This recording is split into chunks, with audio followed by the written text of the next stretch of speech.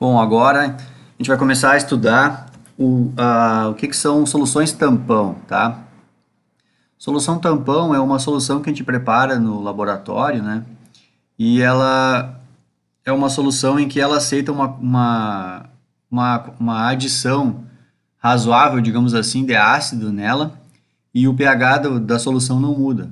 Ou também aceita uma adição também razoável de íons OH- de uma base e o pH não muda. Então isso que é uma solução tampão, né? É uma solução química bem fácil de preparar, eu vou explicar para vocês como é que a gente faz. E ela tem essa característica, então uma característica bem interessante. Imagina que se tu joga ácido no meio, sempre tu baixa o pH. Se tu joga base no meio, tu sempre eleva o pH. E aí é que tá. E se nesse meio aí tu colocou uma solução tampão lá, aí quer dizer que quando tu jogar ácido, tu não vai baixar o pH, entenderam? Essa é a lógica da coisa. E se tu jogar base, tu não vai subir o pH. Muda muito pouquinho, mas muito pouco mesmo, tá? Então, até nos exercícios vocês vão enxergar isso aí em números, né? Mas eu vou explicar então aqui como é que se faz essa solução tampão. Vocês vão ver que é bem fácil fazer, tá?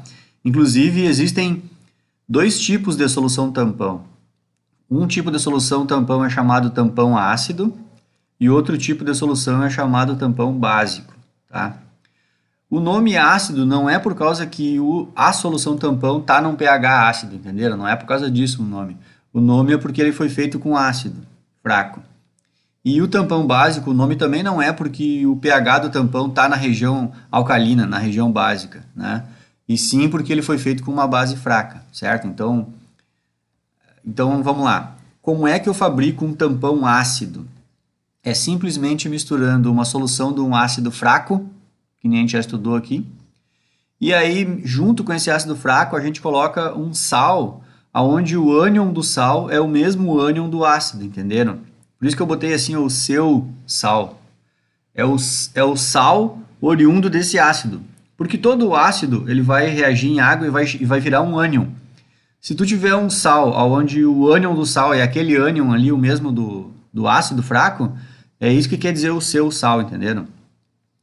Por exemplo, aqui a gente vai ver um exemplo aqui do ácido acético, né? Ácido acético. Quando o ácido acético perde um íon H+, ele vira o ânion acetato. Então, se o meu ácido fraco aqui for o ácido acético, e eu pegar um sal aqui, por exemplo, acetato de sódio, certo?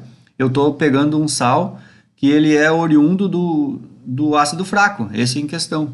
Ó, ácido acético e acetato de sódio. O sal acetato de sódio é um sal que tem o ânion em comum com o ânion do ácido fraco. É só isso. Então vejam que para a gente fazer uma solução tampão, é só fazer essa mistura aqui, ó. Se tu tiver uma solução aquosa, um ácido fraco e na mesma solução também tem um sal desse ácido, pode ter certeza que ali naquele meio ali tu acabou de fabricar um tampão ácido. E a mesma explicação vale para os tampões básicos, certo? Como é que a gente fabrica um tampão básico? Bem fácil. É só misturar lá na solução uma base fraca, qualquer uma, desde que seja fraca, e o sal dessa base. Como é que eu vou saber qual é o sal da base fraca? É simplesmente porque a base fraca, quando reage lá em meio aquoso, a maior parte da base vira um cátion, porque geralmente a característica da base é incorporar um íon H+ nela. Então ela vira um cátion. Então se esse sal aqui que tu colocou na solução, ele tem um cátion oriundo dessa base, esse é o sal da base, entenderam? É um sal oriundo daquela base ali. Exemplo, amônia. Se a amônia reage com água, ela vira o cátion amônio. Amônio é um cátion. Então se tu colocar uma solução que tenha amônia e tu colocar um sal ali na mesma solução, aonde o sal seja, por exemplo, cloreto de amônio, então o cátion amônio é comum, né, à base fraca, porque a base quando reagiu fabricou aquele cátion, o amônio, entenderam? Então por isso que a gente diz que para fabricar um tampão básico basta misturar uma base fraca e o seu sal. Então vejam que às vezes muita gente acha que isso aqui é difícil e coisa, bem fácil, é só misturar dois reagentes bem simples. Um simples ácido fraco que tem no laboratório e um simples sal lá que tu vai pegar no almoxarifado. Claro que tem que ter essa combinação, tu não pode misturar ácido fraco, ácido acético e aí botar o sal, vamos pensar aí, nitrato de potássio, entendeu? Aí não é, né? Um nitrato de potássio não tem nada a ver com o ácido acético, entendeu? Aí não é solução tampão. Mas se tu prestar atenção nesse detalhezinho aí, que tu tem que colocar sempre um sal que tem o íon oriundo do ácido ou da base, deu. Tu acabou de fabricar um tampão ácido, ou tampão básico, né? Tô dando exemplos dos dois aqui. Então eu já quero desmistificar aqui, achar que, nossa, mas é difícil, é complicado fazer a solução tampão. Não, não é complicado. Tem gente que acha que tem que, não, fazer é muito complicado, tem que comprar pronto. Isso aqui tem para vender pronto, né, pessoal? Mas é bem tranquilo fazer a solução tampão. Eu até vou mostrar ali nos exercícios, e vou até mostrar lá no Excel, lá como é que, se a gente quiser fazer um tampão bem certinho, o valor de um pH lá, qual o jeito mais indicado de fazer o tampão, tá? Isso mais para frente. Antes, o que eu vou explicar para vocês aqui? Que eu acho que é a coisa mais legal, assim, até de explicar, assim, é o mais legal do tampão, é entender como é que ele funciona. Porque a promessa aqui eu já dei para vocês, né? O que a solução tampão faz? Se eu tenho uma solução tampão, tanto ácido como básico, não interessa, eu posso jogar um pouco de ácido lá no becker, lá da solução tampão, e o pH não baixa. Ou eu posso jogar base e o pH não sobe. Essa é a magia da coisa. Como é que isso acontece? Então é isso que eu vou explicar. Aqui, ó, eu vou começar explicando, né, como o primeiro exemplo que eu escolhi aqui é esse tampão aqui, ó, um tampão bem comum aí, ó, quase todo mundo, um dos tampão mais famosinho assim, porque é fácil de fazer, né, são dois reagentes que qualquer laboratóriozinho tem, que é o tampão de ácido acético e o sal usado, o acetato de sódio. Então, bem fácil fazer esse tampão aí. Se a gente imaginar esse exemplo aí do tampão ácido com ácido acético e acetato de sódio, primeira coisa para a gente entender como é que funciona a solução tampão, a gente tem que ter isso aqui em mente, ó, que é uma coisa que vocês já têm em mente, porque são coisas que a gente já estudou.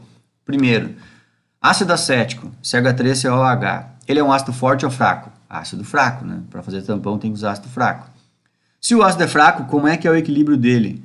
Ele é deslocado para a esquerda, ou seja, o ácido ele tende a permanecer com o íon H+ grudado nele.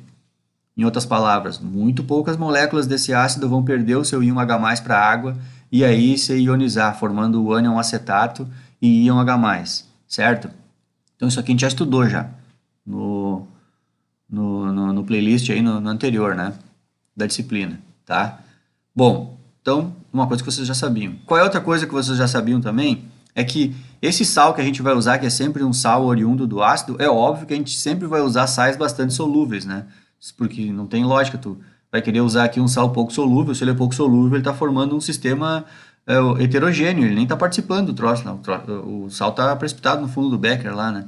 Então é óbvio que tem que ser um sal bastante solúvel. Bom, se ele é um sal bastante solúvel, isso fica bem simbolizado pelas flechinhas aqui, né? Se a gente colocar esse sal aqui em água, 100% do sal ele é solubilizado pela água. Tu bate o olho ali, tu não enxerga nada no fundo do frasco, tu solubilizou todo o sal.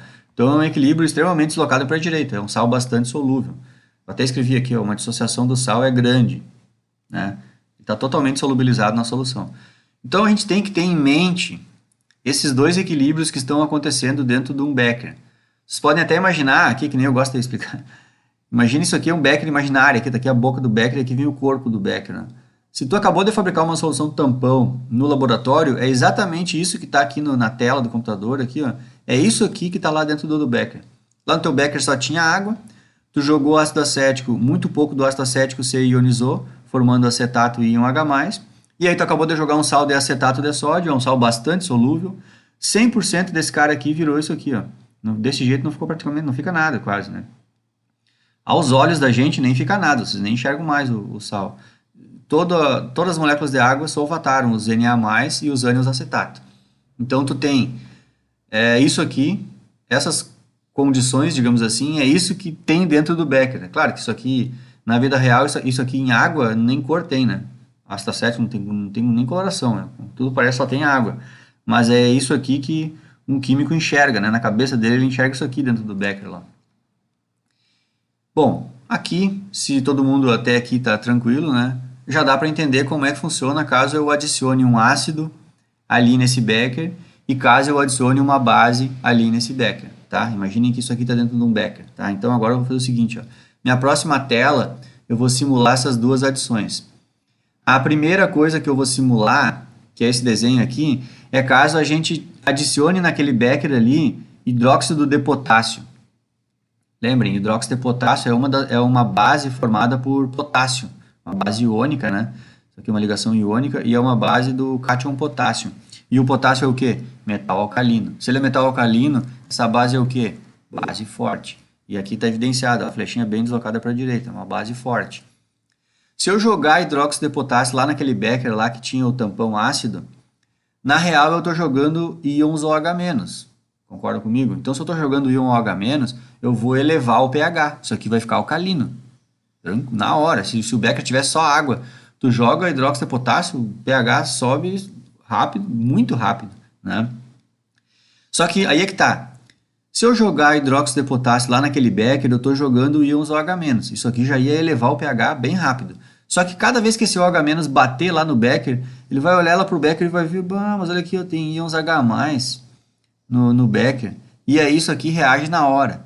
Cada vez que um OH- perceber que lá tem um íon H+, isso aqui acontece muito rapidamente, é uma reação de neutralização. E eles reagem um com o outro, formando água. Então percebam que o fato de existir íons H+ lá no becker, eles são à espera, digamos assim, para que caso alguém jogue íons OH- ali, eles já reagem e formam água. Então, ou seja, eu estou anulando a adição de íons OH-, entenderam? Eu estou anulando essa adição. Então é isso. Então percebam que quem anulou a adição de íons OH- lá no becker foi os íons H+, e de onde é que vieram esses íons H+? Vieram da ionização do ácido acético, certo? Pessoal, aqui eu vou explicar uma coisa, não sei se alguém pensou aí já, né? Mas assim, ó, vamos pensar numa coisa assim, ó. Até eu vou dar um exemplo meio idiotinha em números aqui, porque fica mais fácil de entender, tá? Vamos imaginar que eu tivesse só 100 moléculas, que não tem como o cara pegar só 100 moléculas dessa aqui, né? Mas vamos pegar que a gente pegue só 100 moléculas dessa aqui, ó, tá? Aí que vai ficar fácil de entender o exercício aqui. O exemplo, aliás. 100 moléculas dessa. Como essa base aqui é uma base forte, se eu jogar 100 moléculas dessa em água, vamos dizer que todas as 100 vão fazer isso. Vão se solvatar na água e vai gerar cátion potássio e ânion OH-. Então eu joguei 100 moléculas dessa, eu tô com 100 íons OH- lá para dentro do becker. Joguei tudo lá para dentro do becker. 100 íons OH-, tá? Só que aqui embaixo, pessoal, eu tô com o ácido acético, que é um ácido fraco. Se eu tiver 100 moléculas de ácido acético, vamos chutar aí que 10 moléculas só se ionizem. Ou seja, se eu jogo 100 moléculas de ácido acético, eu acabo produzindo 10 moléculas de ânion acetato, 10 íons H+, e 90 moléculas de ácido acético. 90, né? Porque eu joguei 100, né? 10 viraram produtos, então 90 moléculas de ácido acético seguem do mesmo jeito. Entenderam? Estão acompanhando o raciocínio aí? Beleza. Então, se eu joguei 100 moléculas de hidróxido de potássio e acabei de jogar 100 ânions OH- dentro do becker, concordam comigo que lá no becker eu só tinha 10 íons H+, lá no becker, e eu estou jogando 100 íons OH-, e lá eu só tinha 10. Então, alguém de vocês pode ter pensado isso. Mas eu estou jogando uma base forte, e aqui eu tenho pouco íon H-, porque o ácido é fraco, então eu não vou ter íons H+ suficiente para neutralizar todos os OH-. Eu estou jogando, por exemplo, 100 OH- e aqui eu só tenho 10. Eu só vou anular dos 100 eu anulo 10 e vai ficar sobrando 90 OH- aqui na solução, entenderam? Só que isso não acontece. Por quê? Porque isso aqui vocês vão lembrar do primeiro playlist que a gente estudou, deslocamento de equilíbrio químico. Se esse ácido aqui é um ácido fraco, produz muito poucos produtos, caso eu faça alguma coisa com um desses produtos e consuma essa quantidade, no caso aqui, eu joguei 100 íons OH-, desses 100, 10 deles vêm aqui, reagem com um H+, e formam água, ou seja, acabou os íons H+ aqui, ó, oriundo desse equilíbrio químico. Então, o que vai acontecer com esse equilíbrio químico? O equilíbrio químico desloca para o lado dos produtos. E aí o ácido acético vai lá e repõe mais 10 íons H+. Só que aqui vai ter 90, dos 90, 10 deles vão lá, consomem os H+, e agora aqui já caiu para 80. Só que o ácido acético faz o quê? Repõe mais 10. E aí, de novo, aqueles 80 lá, 10 são gastos, baixou para 70, e agora zerou aqui. Aí o ácido acético faz o quê? Repõe. Percebam que eram 100 moléculas de ácido acético, então dá bem certinho repor 100 íons H+, até consumir todos os OH-. Entenderam? Eu digo que esse exemplo não é que ele é idiotinho, ele é perfeito, ele só é idiota no sentido de que é difícil ter 100 moléculas, mas é que 100 na nossa cabeça é fácil de imaginar, né? Entenderam? Então é isso que eu quero dizer. Vai estourar meu tempo aqui, eu vou seguir no próximo vídeo, peraí.